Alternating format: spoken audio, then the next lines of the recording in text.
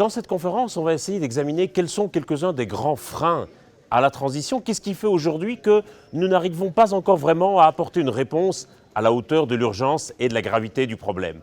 Et donc on va essayer de voir quels sont les grands leviers que nous pouvons activer pour réussir cette transition et pourquoi des plans climat au niveau local sont une des solutions pour réussir la transition, parce que cette question, c'est aussi une affaire de démocratie locale et que vraiment, je crois que l'enjeu aujourd'hui, c'est de transformer ce qui nous apparaît un peu comme une contrainte en un projet, et je suis convaincu que la transition, ça peut être un formidable projet pour une collectivité au niveau local qui va embarquer l'ensemble des citoyens plutôt que d'être une contrainte qui leur tombe dessus.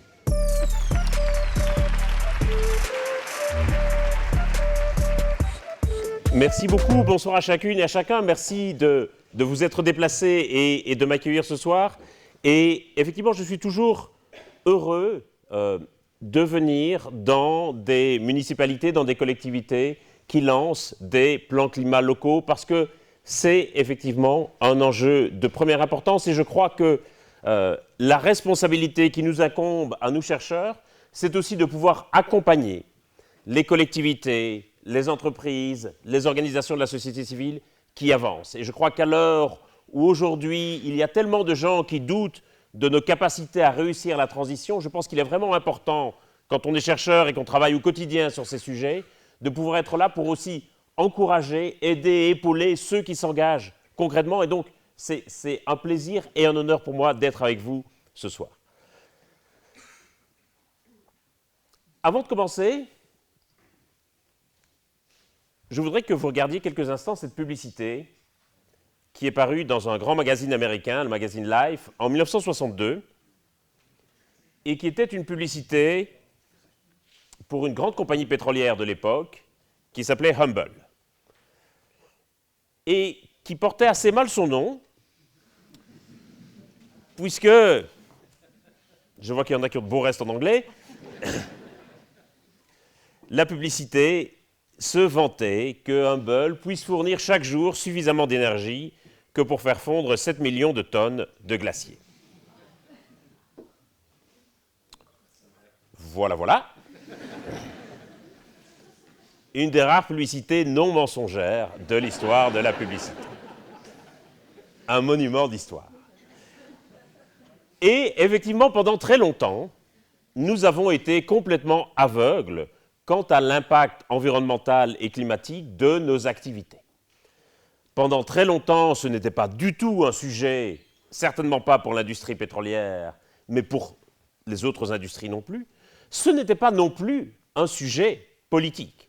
À l'époque où paraît cette publicité, il n'existe aucun ministère de l'environnement dans le monde. Il faudra attendre le début des années 70 pour que la plupart des pays créent des ministères de l'environnement ou des agences de protection de l'environnement.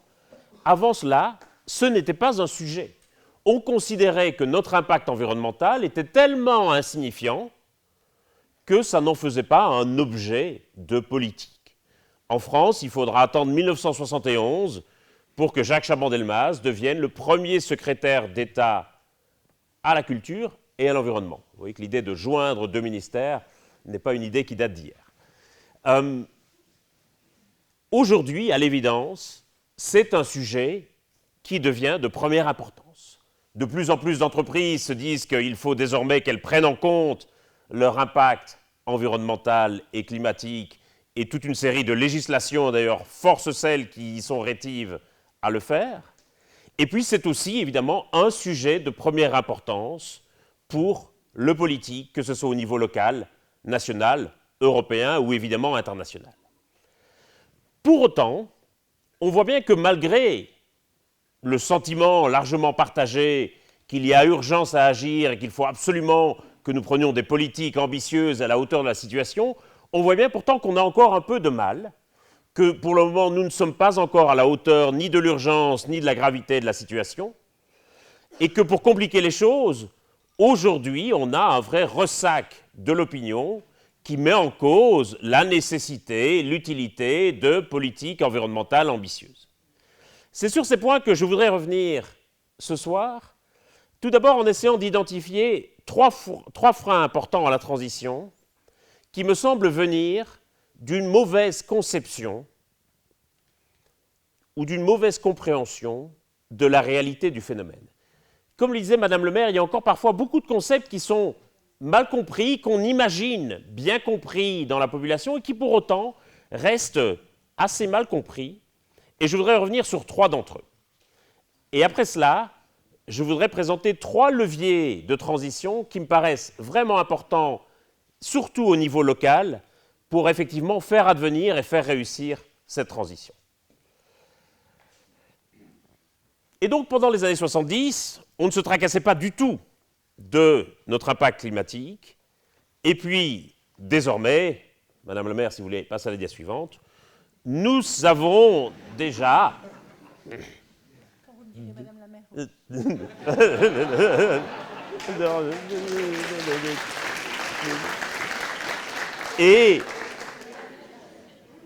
Et depuis maintenant une dizaine d'années, nous faisons l'expérience directe des impacts du changement climatique et qui se manifestent notamment au travers des records de température que nous enregistrons de plus en plus régulièrement. Aujourd'hui, 7 Français sur 10 déclarent qu'ils font déjà l'expérience des impacts du changement climatique dans leur quotidien. Et donc ce n'est plus une réalité lointaine et abstraite, c'est devenu quelque chose du quotidien. Et c'est comme ça que nous enchaînons les records de température. L'année 2014 a été l'année la plus chaude jamais enregistrée depuis l'invention du thermomètre, Madame la maire. Ce record a été battu dès 2015, et puis à nouveau en 2016, Madame la maire, si vous voulez bien. Et puis en 2017, Madame la maire, qu'est-ce qui s'est passé? Vous savez comment ça continue, malheureusement, Madame la maire. 2018, l'année la plus chaude jamais enregistrée en France. Et puis, 2019, Madame la maire, qu'est-ce qui se passe? Prend la médaille d'argent, mais se fait aussitôt détrôner par 2020. Et puis, 2021, met tout le monde d'accord, avant d'être immédiatement détrôné par 2022. Et puis, arrive l'année 2023, le record des records. 2023, c'est Bob Beamon à Mexico en 68. C'est le record qui efface tous les autres des tablettes, jusqu'à 2024 sans doute. Et c'est là que je veux aborder avec vous le premier problème que nous avons dans la manière dont nous conceptualisons le problème. Ce premier problème, c'est que nous avons encore tendance à imaginer que toutes les manifestations du changement climatique constituent des événements exceptionnels. Par exemple, chaque fois qu'un nouveau record de température est battu, je reçois des appels des stations de radio et de télévision qui me demandent de venir commenter à l'antenne ce nouveau record de température. Et je leur dis, notamment aux chaînes d'information en continu, je leur dis, écoutez, je comprends bien le business model des chaînes d'information en continu, vous n'avez pas d'argent pour envoyer des reporters sur le terrain, et donc il faut faire du plateau 24 heures sur 24, et vous avez besoin de gens qui viennent parler sur le plateau et qui viennent, en quelque sorte, interrompre les publicités. Mais, et donc je veux bien essayer d'être sympa, et je veux bien venir, mais le problème c'est que si vous devez m'avoir à l'antenne chaque fois qu'un nouveau record de température est battu, à la longue vous finirez par m'avoir à l'antenne 24 heures sur 24, 7 jours sur 7, ce qui risque de générer de la lassitude auprès des téléspectateurs, et donc de faire fuir certains annonceurs. Nous n'avons pas encore véritablement pris la mesure du fait, Madame la maire, si vous voulez bien, que nous étions face à une réalité qui était une transformation structurelle. On le voit bien sur le graphique que vous voyez à l'écran, où les barres horizontales représentent différentes latitudes à la surface du globe, de Moscou en haut à Alice Springs en Australie en bas, et où les barres verticales, quant à elles, représentent chacune une année donnée depuis la fin du 19e jusqu'au début du 21e siècle. Et les barres verticales, les années donc, sont coloriées en rouge ou en bleu selon que la température y était supérieure ou inférieure à la moyenne. Et vous voyez bien que tout au long du XXe siècle, on a une alternance d'années bleues et d'années rouges, d'années plus froides et d'années plus chaudes. Et puis, au tournant des années 2000, au début du XXIe siècle, on voit bien qu'à toutes les latitudes de la planète, les années virent au rouge qu'il fait de plus en plus chaud. Et malheureusement, cela va continuer. Pendant l'essentiel de nos vies, et c'est sans doute la réalité la plus difficile à entendre quand on parle de changement climatique, pendant l'essentiel de nos vies, nous allons assister continuellement à une hausse des températures. S'il y en a parmi vous qui sont nés au XXIe siècle, mais a priori je ne suis pas sûr. Oui, quand même. Ceux d'entre vous qui sont nés au XXIe siècle auront sans doute la chance de connaître, vers la fin de leur vie, une stabilisation puis une baisse des températures. Mais pour la majorité d'entre nous qui sommes nés au XXe siècle, eh bien nous serons morts avant. Et donc, dit comme ça peut apparaître effectivement comme relativement décourageant. J'en suis conscient. Mais ça entraîne une conséquence fondamentale dans la manière dont nous allons devoir gérer le problème, c'est que ce problème ne va pas disparaître d'un coup. Nous allons devoir le gérer sur le long terme, parce que le changement climatique, ce n'est pas une crise. Je sais que ce terme de crise climatique est employé à tout va dans beaucoup de discours publics, médiatiques, politiques, militants. Mais je crois que le problème, quand on parle de crise climatique, et je vois bien pourquoi on en parle, et je partage aussi l'urgence et l'impatience à agir, mais le problème quand on parle de crise climatique, c'est qu'on donne aux gens l'impression qu'on est dans une période certes difficile, mais temporaire, et qu'après la crise, il y aura un retour à la normale.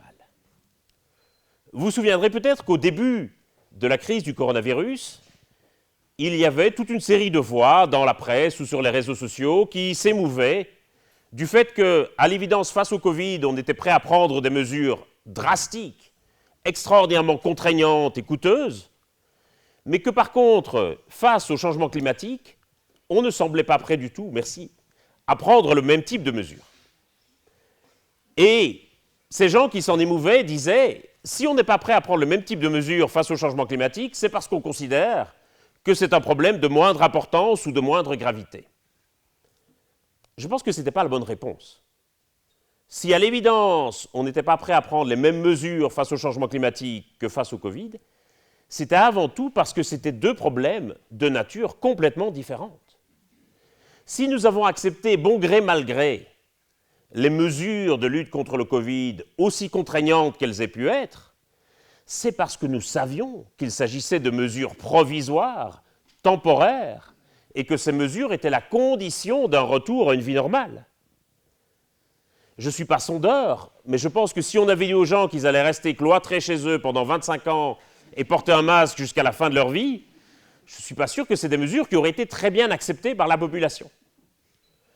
Et pourtant, face au changement climatique, il faut réaliser qu'il n'y aura pas de retour à la normale pour la bonne et simple raison que la normale ne se trouve pas derrière nous, mais devant nous, et que nous façonnons littéralement cette nouvelle normale chaque jour par nos actions et par nos décisions.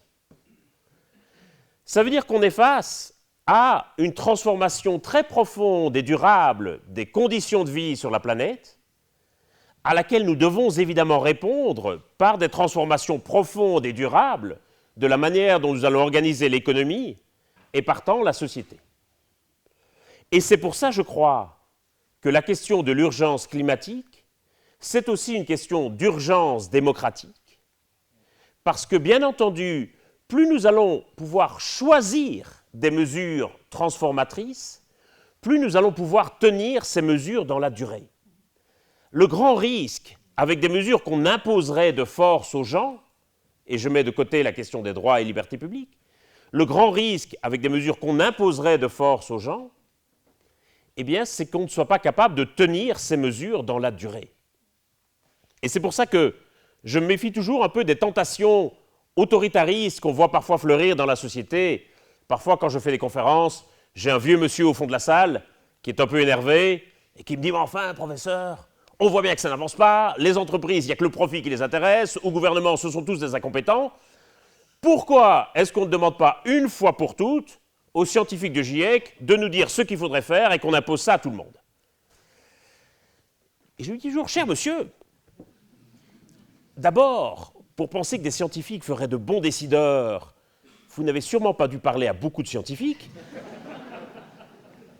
Et puis ensuite, le problème avec des mesures qu'on imposerait de force aux gens, c'est que ça va être difficile de les tenir dans la durée. Or, c'est ça qui va être vraiment fondamental, et c'est pour ça que nous devons engager des mesures transformatrices. Et plus nous allons pouvoir les choisir, nous engager collectivement dans cette transformation, plus nous allons pouvoir les tenir dans la durée.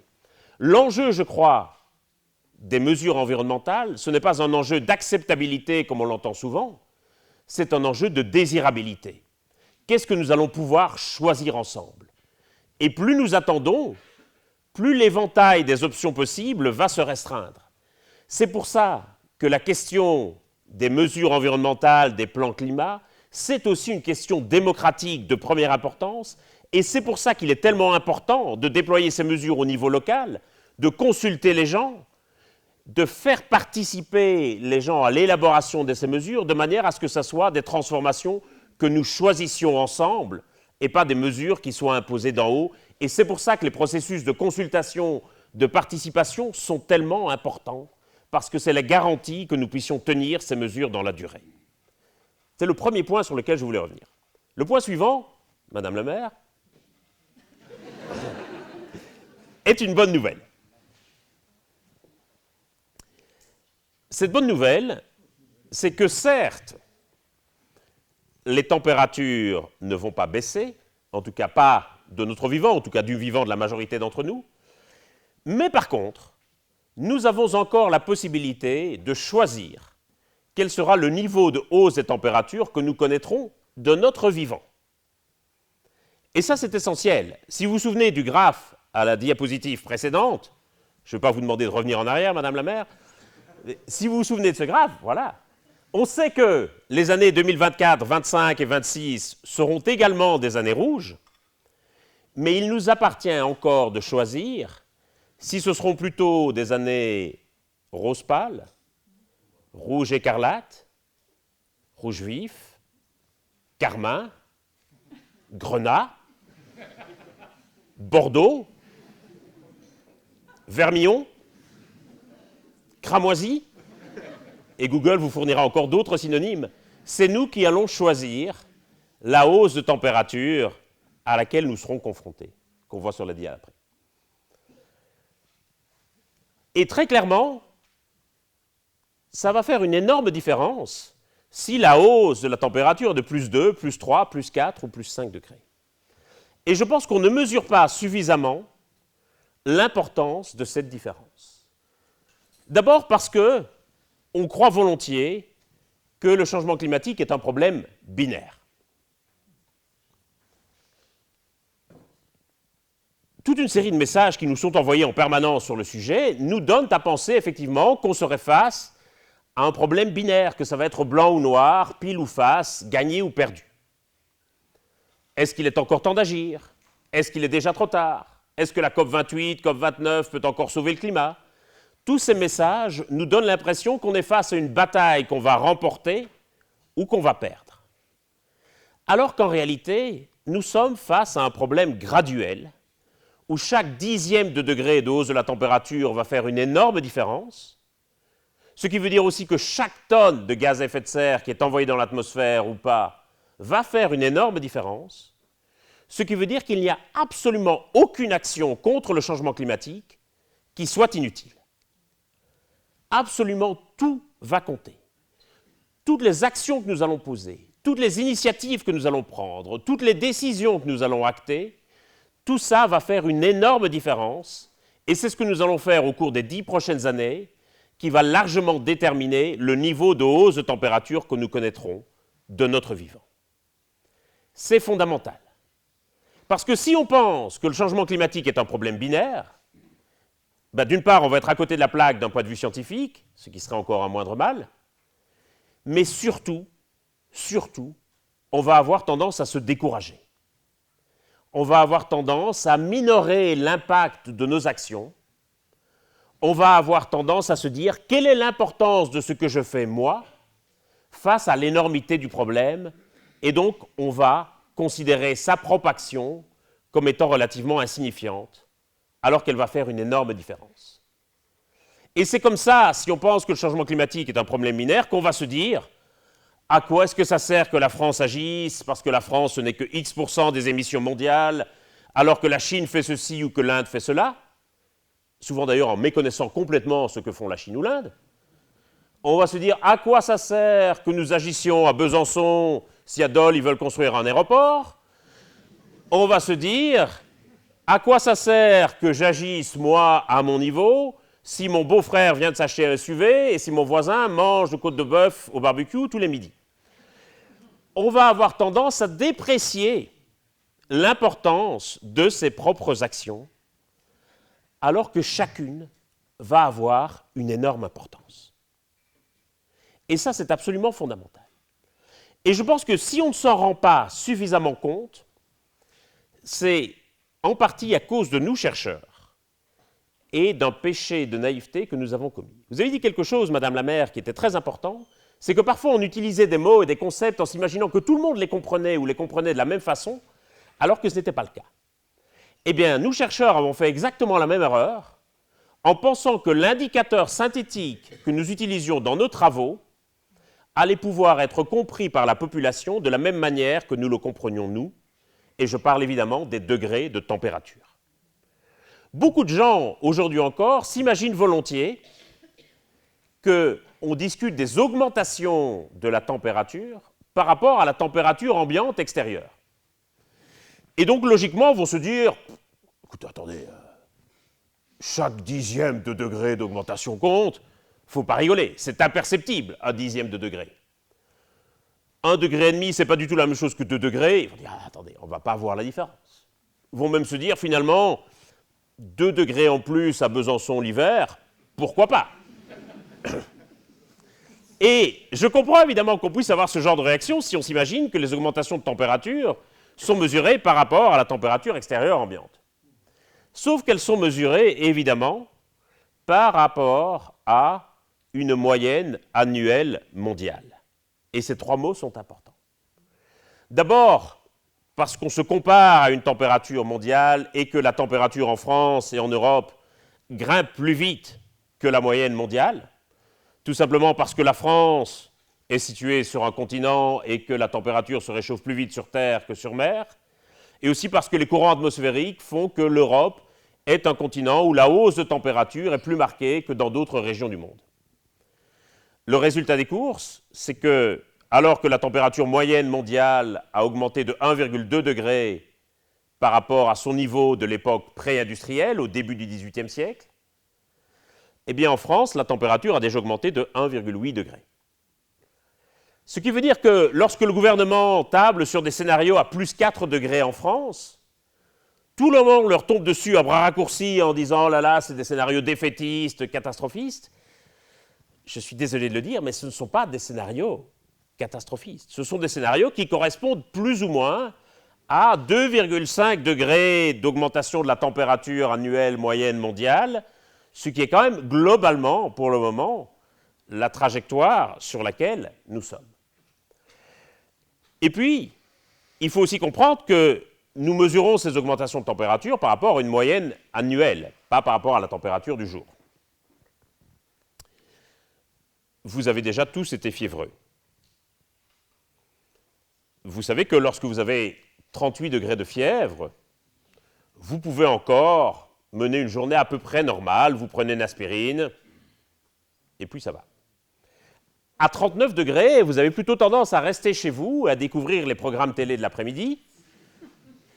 À 40, vous appelez un médecin, et à 41, ça commence à devenir assez inquiétant, et vous dites qu'il faudrait peut-être aller faire vérifier ça à l'hôpital. On discute ici de hausse de température de plus 1, plus 2, plus 3 ou plus 4 degrés par rapport à la température moyenne de votre corps qui se situe aujourd'hui entre 36 et 37 degrés. La température moyenne annuelle de la France, c'est 14 degrés. Et donc ça veut dire que quand on discute de plus 2, plus 3, plus 4 ou plus 5 degrés, ça fait des écarts gigantesques, évidemment, par rapport à cette température moyenne annuelle. Et c'est pour ça, littéralement, que chaque dixième de degré de hausse de la température annuelle moyenne mondiale va faire une telle différence pour nos écosystèmes, pour notre santé et évidemment pour nos économies. Troisième point de blocage, Madame la maire, si vous voulez bien, qui doit nous préoccuper, c'est le fait que le changement climatique n'est pas un problème de flux, mais est un problème de stock. Ce qui cause la hausse des températures, c'est l'accumulation des gaz à effet de serre dans l'atmosphère. Accumulation que l'on peut mesurer en regardant l'évolution du taux de concentration de ces gaz dans l'atmosphère. Vous avez derrière moi la courbe qui mesure l'évolution du taux de dioxyde de carbone dans l'atmosphère.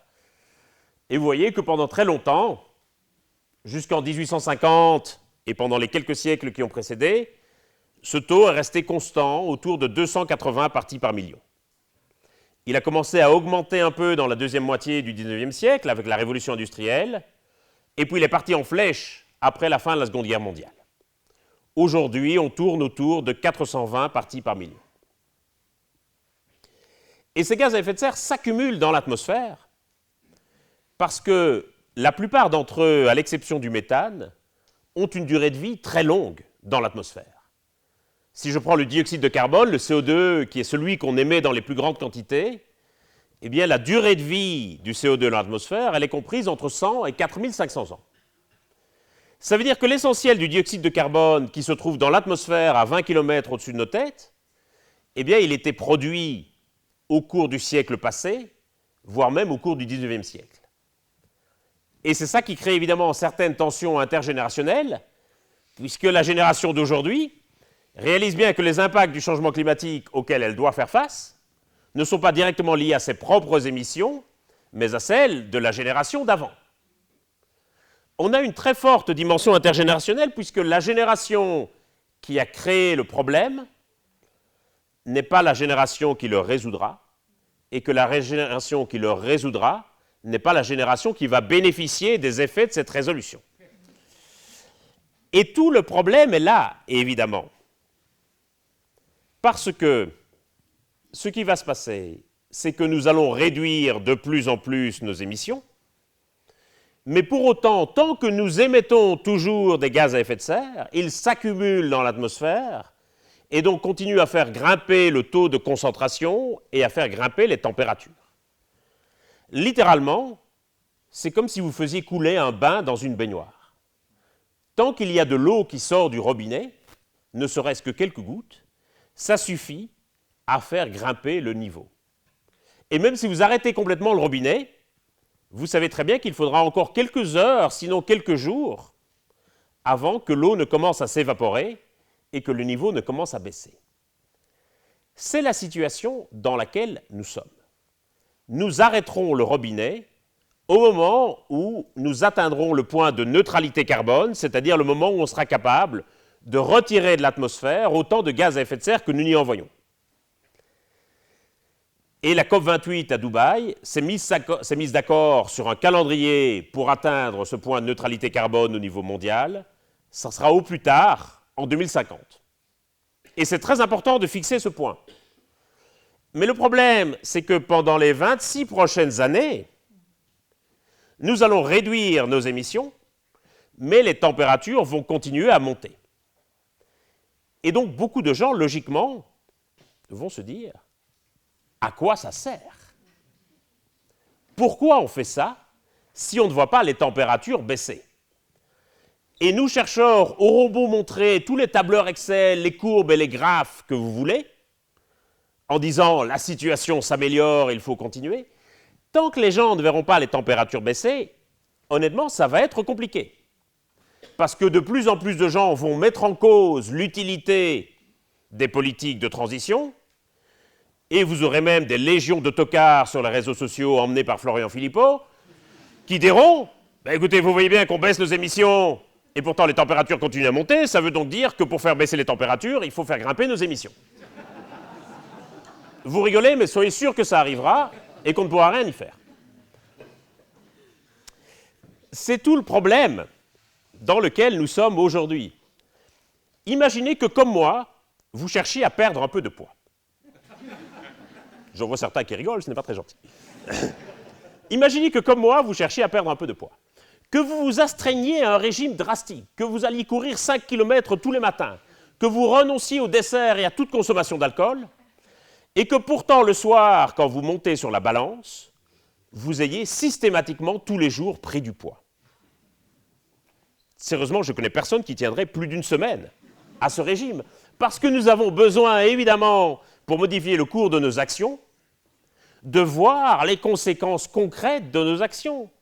Et si nous n'avons pas la possibilité de faire l'expérience du résultat de nos actions, on a tendance à ne pas agir, ou en tout cas pas à la hauteur de la situation.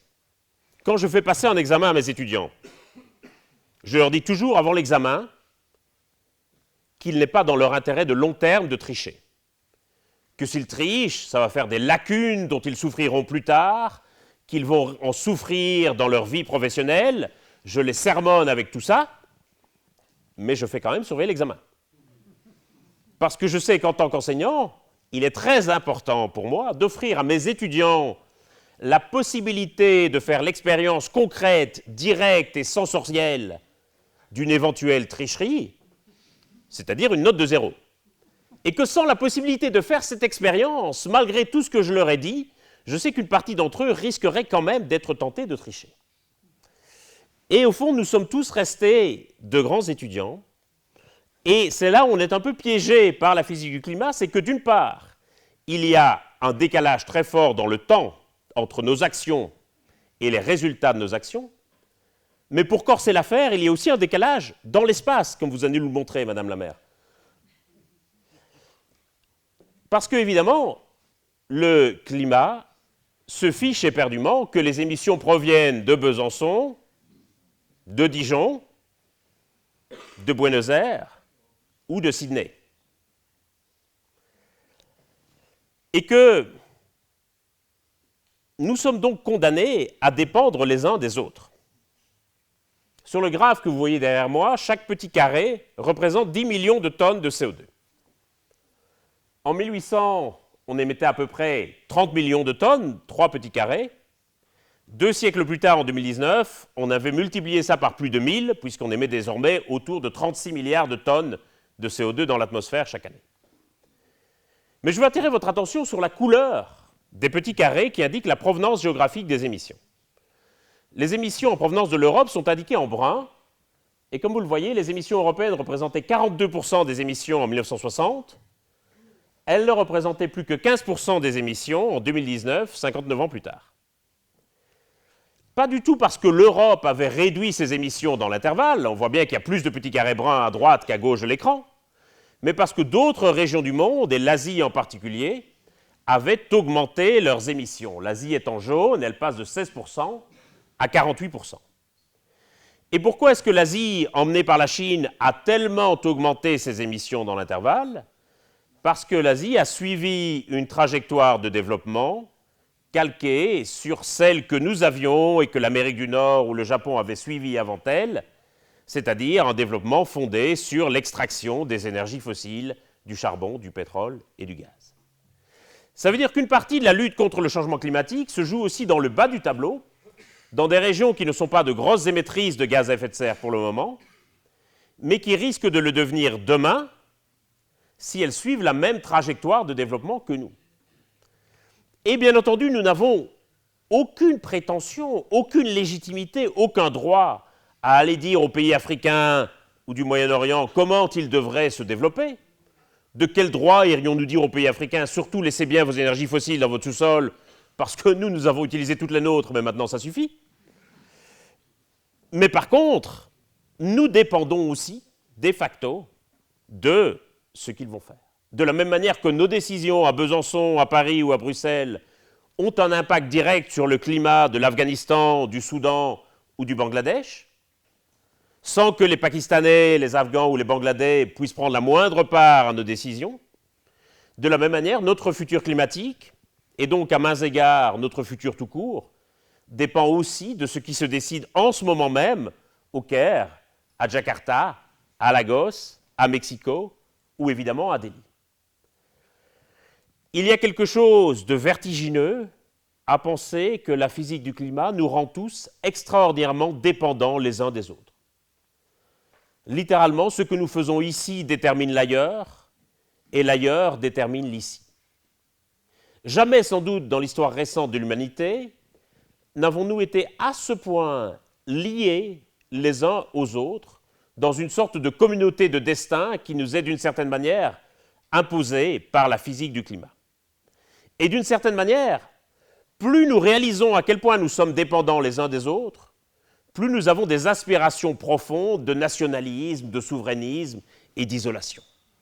Comme si nous voulions chacun faire notre petit Brexit à nous tout seuls. Ce que je dis souvent, c'est que le pire ennemi du climat, ce n'est sans doute pas le charbon, ni le pétrole, ni le gaz, c'est le nationalisme. C'est-à-dire cette propension à ne voir les choses qu'à travers sa propre réalité, que par rapport à son propre nombril, sans réaliser à quel point nous sommes tous extraordinairement dépendants les uns des autres. Mais ça crée aussi, évidemment, une grande difficulté, parce qu'il y a à la fois un décalage dans le temps, mais aussi dans l'espace, entre nos émissions de gaz à effet de serre et les impacts du changement climatique que nous subirons personnellement.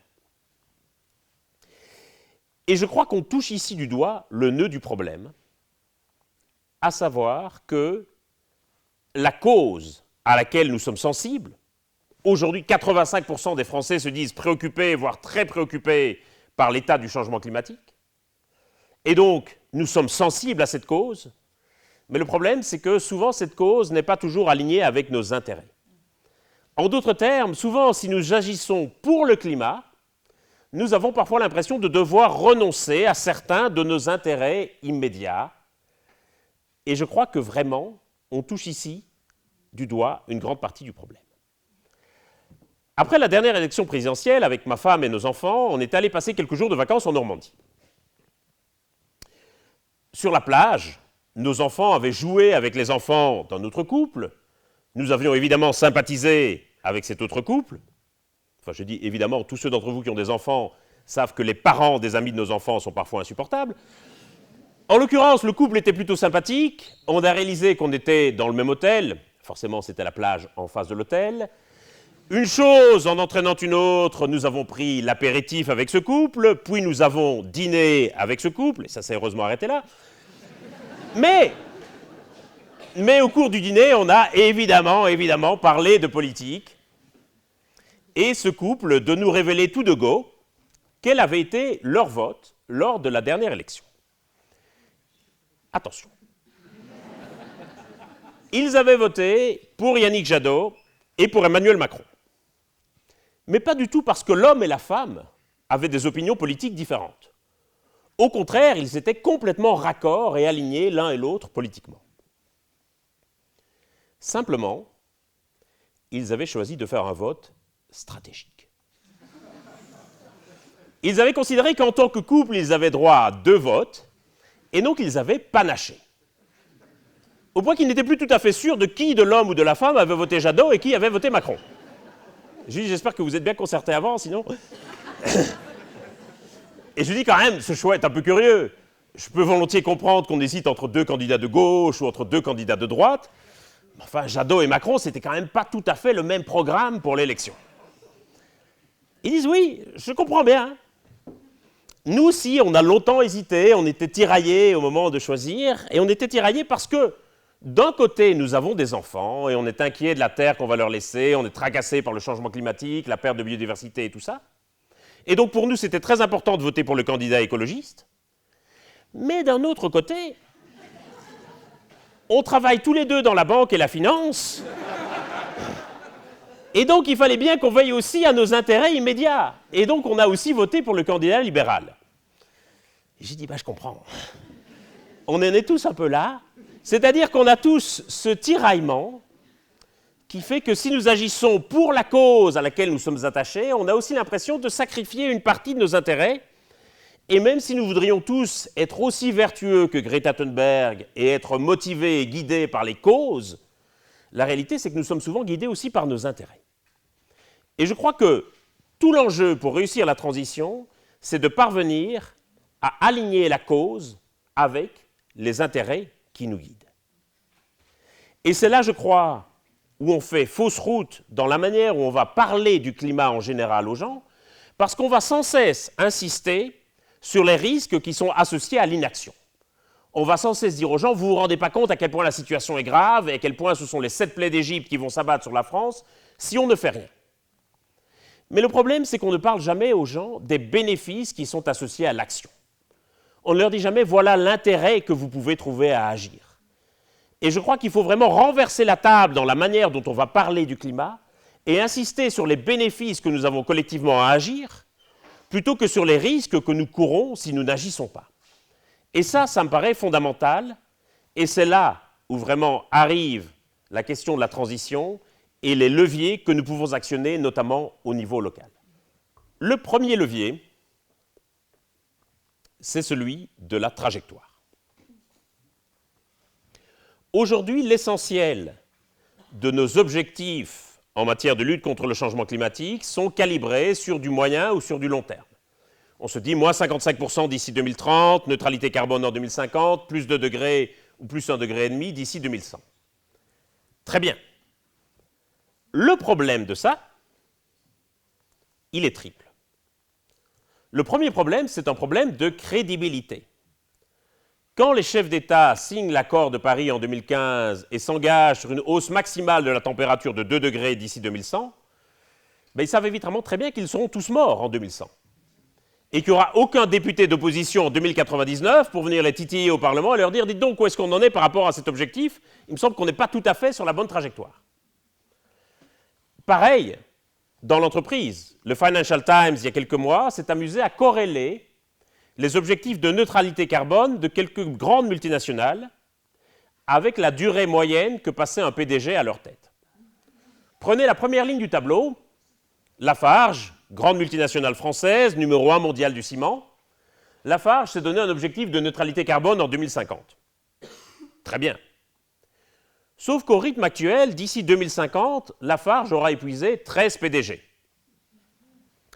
Alors, est-ce que le PDG numéro 12 se sentira lié par les objectifs climat décidés par la PDG numéro 10, qui elle-même avait été rappelée en urgence par le conseil d'administration après que le PDG numéro 9 avait mis les comptes de la boîte dans le rouge? Ce n'est pas garanti.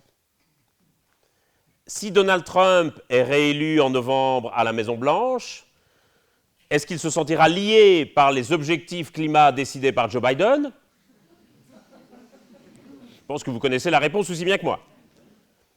On a un vrai problème de dilution de responsabilité avec ces objectifs de moyen et de long terme, parce qu'on sait qu'on ne fait que passer le problème au suivant, voire même aux successeurs des suivants. C'est le premier problème. Le deuxième problème, c'est un problème de procrastination. Si on se dit qu'il faut agir d'ici 2030 ou 2050, on va forcément se dire qu'on a encore beaucoup de temps devant nous et qu'il y a d'autres urgences, potentiellement parfaitement légitimes, l'inflation, la guerre en Ukraine, qui peuvent passer avant. Quand je donne un devoir à faire à mes étudiants, ils cherchent toujours et immanquablement à négocier avec moi la date de rendu la plus éloignée possible dans le futur. Et quand ils voient que je suis réticent, ils arrivent avec ce qu'ils pensent être un argument massu. Mais monsieur, comme ça, on aura plus de temps pour travailler. Je dis chaque fois, bande de gros malins, ne me prenez pas pour un idiot. J'ai été étudiant avant vous et je sais très bien que ce devoir, vous allez le faire en dernière minute, le week-end avant la date de rendu. Et je dis, convenons que vous me le rendez lundi prochain, comme ça vous le faites ce week-end et on passe à autre chose. Ça ne marche jamais. Nous agissons en permanence comme mes étudiants. C'est-à-dire qu'on se dit qu'il y a d'autres urgences qui peuvent passer avant et nous procrastinons. Sauf que, contrairement aux devoirs de mes étudiants, le changement climatique, c'est un problème d'accumulation. Et donc, chaque année qui passe, ce sont évidemment des milliards de tonnes de gaz à effet de serre dans l'atmosphère que nous aurons énormément de mal à récupérer. Troisième problème associé à ces objectifs de moyen et de long terme, c'est un problème de motivation. Je pense que, très souvent, ces objectifs nous apparaissent très lointains, comme des Everest infranchissables, parce que nous avons dessiné un horizon mais nous n'avons pas tracé le chemin qui nous y emmène. Et donc, faute de chemin, nous avons l'impression que plus nous avançons, plus l'horizon s'éloigne. Si vous me dites que je dois perdre 10 kilos d'ici 2030, je me connais. Je sais parfaitement que je vais continuer à boire beaucoup trop d'alcool jusqu'en 2029, et qu'en 2029, ça va être branle-bas de combat, vite, tout de suite, un abonnement dans une salle de sport. Sauf qu'il sera évidemment beaucoup trop tard à ce moment-là. Alors qu'à l'inverse, si vous me dites, écoute François, il va maintenant falloir perdre 1 kilo chaque année d'ici 2030, eh bien ça dessine pour moi une trajectoire beaucoup plus réaliste et beaucoup plus crédible que je vais pouvoir baliser. Et chaque balise, ce sera une petite victoire à laquelle je vais pouvoir m'accrocher, qui va me convaincre que non seulement je peux y arriver, mais que je peux aussi revoir à la hausse mes ambitions. Et je crois que collectivement, nous avons grand besoin de ces balises, de ces petites victoires pour nous convaincre que nous pouvons y arriver. Et je crois que c'est très important, singulièrement au niveau local, quand on va chercher à embarquer toute une population, de se dire, l'enjeu c'est de se dire aussi qu'est-ce qu'on va faire demain, qu'est-ce qu'on fait la semaine prochaine, qu'est-ce qu'on se donne comme objectif pour le mois prochain. Et le mois prochain, on se revoit et on discute, qu'est-ce qu'on a réussi, qu'est-ce qu'on a raté, et comment est-ce qu'on peut réussir ce qu'on a raté. Ça me paraît très très important. Deuxième levier, sur la diapositive suivante, c'est de nous inspirer davantage de l'action des minorités. J'ai fait partie de ceux, notamment au moment des grandes mobilisations des jeunes derrière Greta Thunberg, j'ai fait partie des gens qui ont cru un moment qu'il se produirait une sorte de bascule de la majorité de l'opinion, des entreprises, des gouvernements, et que tout le monde allait s'engager bien en tête pour la transition. À l'évidence, ça ne s'est pas produit. Peut-être que ça se produira un jour, mais je crains qu'il ne soit trop tard à ce moment-là. Mais par contre, je suis toujours aussi énervé quand on me dit qu'il n'y a rien qui se passe, que rien n'avance, que la société est immobile, parce que ce n'est pas vrai. Parce que je vois énormément de choses qui avancent aussi dans la bonne direction. Je vois énormément de collectivités qui s'engagent, qui font des plans climat, qui font parfois des choix courageux et audacieux. Je vois des entreprises qui sont en train de s'interroger sur leur modèle d'affaires, qui décarbonent leur processus industriel et qui font des choses parfois vraiment tout à fait intéressantes. Alors, bien entendu, il y en a aussi beaucoup qui sont immobiles et quelques-uns qui marchent à reculons, mais il y en a aussi beaucoup qui avancent ou qui veulent avancer. Et je suis toujours un peu énervé quand je vois le temps et l'énergie que nous passons, notamment sur les réseaux sociaux, à pointer du doigt ceux qui n'avancent pas ou qui marchent à reculons, et que nous consacrons tellement peu d'énergie à encourager et à valoriser ceux qui avancent. Et je crois qu'aujourd'hui, ceux qui avancent ont grand besoin d'être encouragés, d'être un peu poussés dans le dos.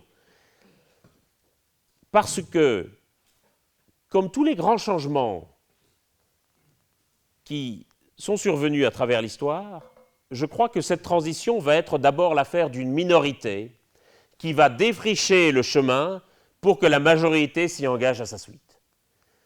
La ségrégation raciale aux États-Unis n'a pas pris fin parce que d'un coup, les Noirs étaient devenus majoritaires dans la population américaine, mais simplement parce qu'une partie d'entre eux, une minorité, se sont organisés pour faire valoir leurs droits, dénoncer les injustices, créer des alliances, et que finalement, une majorité d'Américains, y compris, fort heureusement, aussi une majorité de Blancs, ont considéré qu'un système de ségrégation raciale n'était pas acceptable.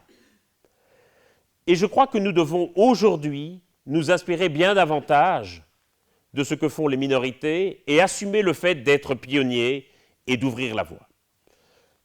Je vous raconte une petite histoire que je trouve très inspirante.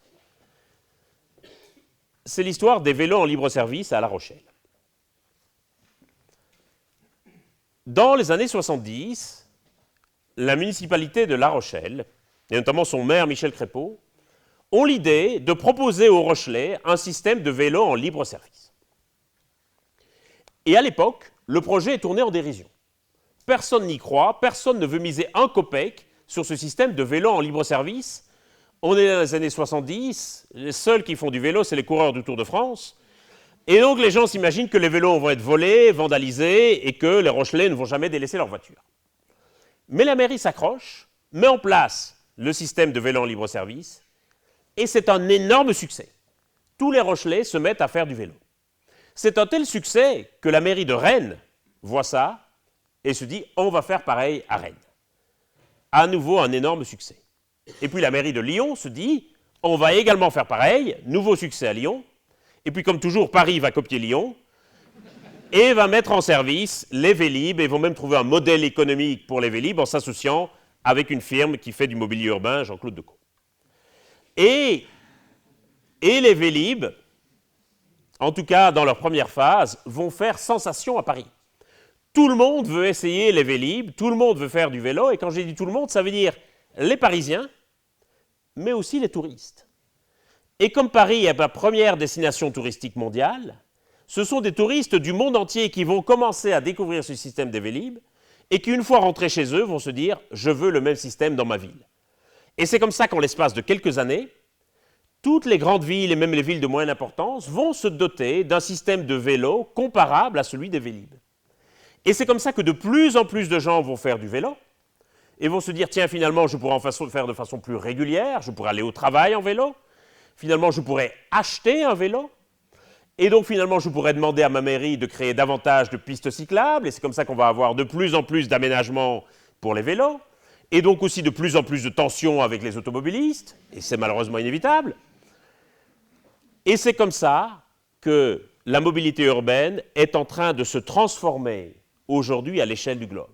Vous aurez peut-être vu il y a 3 semaines ce chiffre stupéfiant, il y a désormais à Paris davantage de cyclistes que d'automobilistes. Sincèrement, si on avait dit aux Rochelais dans les années 70 que leur système de vélo en libre-service, quelques années plus tard, allait transformer la mobilité urbaine à l'échelle du globe, de New York à Shanghai, je ne suis pas sûr que beaucoup, à part peut-être le maire, y auraient cru. Mais je crois que l'histoire dit bien à quel point toute initiative que vous allez prendre au niveau local, tout ce que vous allez concevoir comme aménagement de l'espace urbain, comme innovation sociale ici à Besançon, potentiellement a le pouvoir de transformer les villes alentours et potentiellement de s'étendre à l'échelle mondiale, à condition que vous en fassiez la publicité. Et ça, je crois que c'est très très important. Il y a la question du savoir-faire qui est importante, mais faire savoir, c'est aussi très important. Et donc je crois que vraiment, nous devons aujourd'hui essayer de valoriser davantage l'action des minorités. Et l'anecdote des Vélib nous montre bien à quel point chaque action que nous posons, chaque décision, chaque initiative que nous lançons, peut potentiellement avoir un impact beaucoup plus grand que le périmètre que nous lui avions initialement assigné. Le troisième et dernier levier sur lequel je voudrais conclure, c'est sur le levier du projet. Aujourd'hui, on a volontiers tendance à voir la transition comme une contrainte qui nous tombe dessus et à laquelle nous devrions nous plier. Et c'est vrai que lorsqu'on parle des choses qu'il faut faire pour lutter contre le changement climatique, on a parfois l'impression de lire une longue liste de choses dont on n'a pas envie. Ce sont des coûts supplémentaires à supporter, ce sont des efforts à réaliser, ce sont des privations à accepter, ce sont des renoncements auxquels consentir, c'est-à-dire une liste de choses qui, objectivement, ne nous font pas vraiment envie. Et c'est aussi pour ça qu'on a beaucoup du mal à rendre l'écologie et la transition désirables, parce que quand on regarde la liste des choses à faire, ça ne fait pas très envie, objectivement. Personne, moi le premier, ne se réjouit de se plier à de nouvelles contraintes. Je ne me suis pas levé ce matin en me réjouissant des nouvelles contraintes auxquelles j'allais me plier dans la journée. Et je crois que si nous voyons les choses largement comme une contrainte, c'est parce que nous savons là où nous ne voulons pas aller. Nous avons une vision à peu près nette du monde dans lequel nous ne voudrions pas habiter. C'est le monde qui est décrit dans les rapports du GIEC et la plupart des travaux scientifiques. C'est un monde ravagé par les impacts du changement climatique et où la biodiversité aurait quasiment disparu. On sait là où on ne veut pas aller, on sait ce qu'on voudrait éviter. Mais par contre, on a beaucoup de mal à tracer les contours du monde dans lequel nous voudrions vivre concrètement. Au-delà des symboles, un monde décarboné, ça ressemble à quoi concrètement. Et je crois qu'on a parfois été naïf en se disant que la transition, l'écologie allaient naturellement nous rassembler, que le climat ce n'était ni de gauche ni de droite et que naturellement nous allions fusionner dans la transition. La réalité, c'est qu'on peut être d'accord sur le problème, et encore on l'est de moins en moins vu la montée du conspirationnisme, des fake news, etc.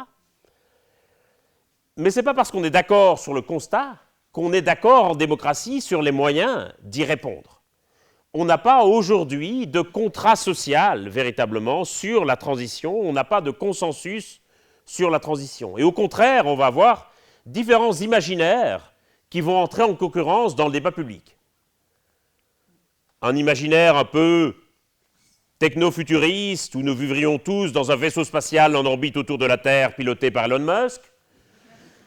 Un imaginaire janséniste où la vie serait faite de privation, de limitation, d'interdiction et de quotas, ce qu'on va appeler l'écologie punitive.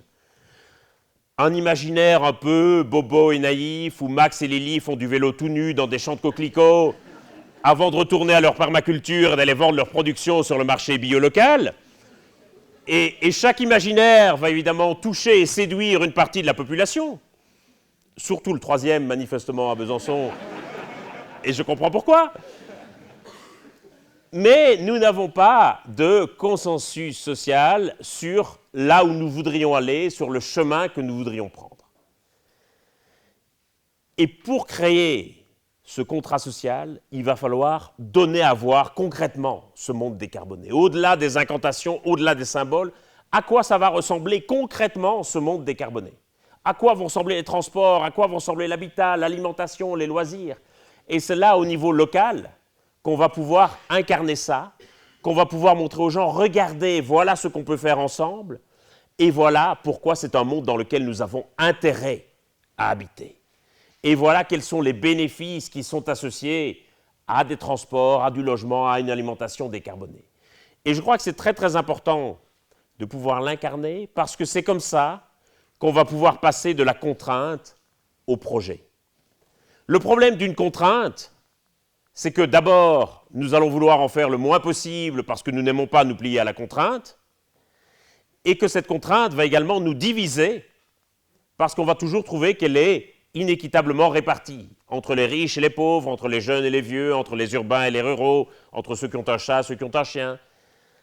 Mais par contre, un projet à l'inverse, eh bien, d'une part, nous donnera envie d'en faire le plus possible parce que c'est quelque chose auquel nous allons aspirer, et un projet va pouvoir nous rassembler. Et je crois vraiment que le meilleur endroit, l'échelon le plus approprié pour passer de la contrainte au projet, c'est l'échelon local, et je suis convaincu que c'est comme ça que nous allons réussir la transition. Merci beaucoup.